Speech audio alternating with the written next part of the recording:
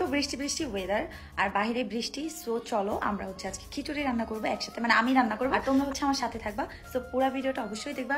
চলো এখন রেসিপিতে যাওয়া যাক। সো গাইস রান্নাঘরে চলে আসছি।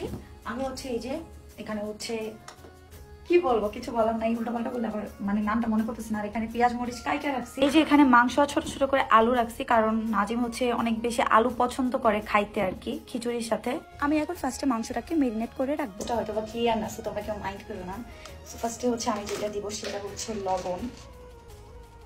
অলরেডি ফর্সা হওয়া প্রতিটি মেয়ের স্বপ্ন। আর যদি শুধুমাত্র একটু জুস খেয়ে পা থেকে মাথা পর্যন্ত ধবধবা ফর্সা হওয়া যায় তাহলে কেমন হয় তোমরাই বলো। প্রতিনিয়ত আমি সব থেকে বেশি কমেন্ট যেটা পাই, আপু আমরা পা থেকে মাথা পর্যন্ত ফর্সা হতে চাই, কিভাবে ফর্সা হবো? তাদের জন্য আজকে আমি নিয়ে আসি রেডসি মাল্টিভিটামিন জুস। যেই জুসটা খাওয়ার পর আমার পরিবর্তন তোমাদের সামনে। আমি কিন্তু পা থেকে মাথা পর্যন্ত ধবধবে ফর্সা হয়ে গেছি। আর তোমরা সবাই ভালো করেই জানো এই জুসটা আমি দীর্ঘ 5-6 মাস যাবত খাইতেছি রেগুলার। তোমরা যারা পা থেকে মাথা পর্যন্ত ধবধবে ফর্সা হতে চাও তাদের জন্য এই প্রোডাক্টটা বেস্ট। এই প্রোডাক্টটা তোমরা পেয়ে যাবে আলাক্সা বিউটি শপ ফেসবুক পেজে। ধনিয়ার গুঁড়া, বুঝছো?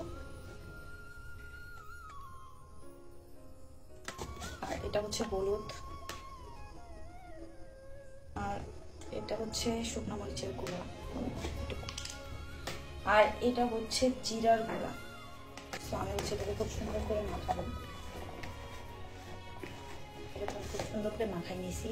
এখন হাতটা ক্লিন করে কি একটা প্যারা, এই ভিজা হাতে লাইটার ধরছে, এখন আর লাইটার জ্বলতেছে না।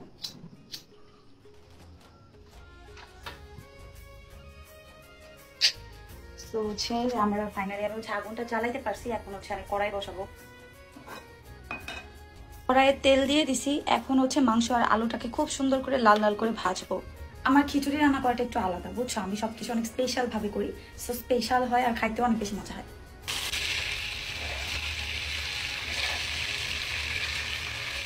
মাংস রান্না আর আমি বসে বসে রেস্ট নিতেছি। পুরোপুরি ভাজা যখন হয়ে যাবে এরপর আমি বাকি রান্না করব। মাংসটা খুব সুন্দর করে লাল লাল করে ভেজে নিছি। এখন আমি তেলের মধ্যে পেঁয়াজ মরিচ দিয়ে দিলাম। এরপর আমি পেঁয়াজটা খুব সুন্দর করে ভেজে নিলাম। এরপর আমি সরাসরি চলে গেলাম মশলা কষানোতে। মশলা কষানো সবাই জানো, এখানে নতুন কিছু নাই। নর্মালি মুরগি বা গরু রান্না করার সময় যে মশলাগুলো ব্যবহার করি আমি ওইগুলাই ব্যবহার করছি। রান্নার মধ্যে সব থেকে ইম্পর্টেন্ট পার্ট মশলা কষানো। মশলাটা যত বেশি কষাবা খাবার তত বেশি মজা হবে। এখানে সুন্দর করে মুরগিটা কষাই নিছি।